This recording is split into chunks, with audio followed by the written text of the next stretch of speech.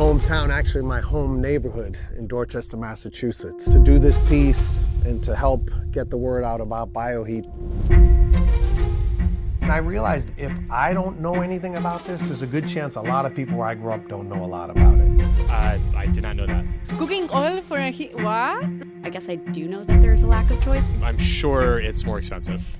It's not something that you automatically think of. If it was so easy, people would do it. Wait a minute. There's a fuel source out there that is cleaner, that's more efficient, that doesn't change anything about the way I heat my home, that I can heat my home with right now. Same biodiesel that goes into making bioheat is also being used in various applications. We've got marine, rail, airplanes. I think the more you're aware of it being around you, the more comfortable you'll feel about putting it into your home. I'm able to provide rebates, so is Connecticut, Rhode Island, New York.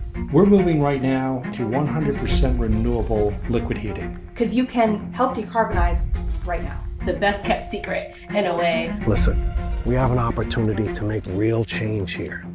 Start small, but start somewhere. I'm not saying we all have to do it overnight, but I am saying it is that simple.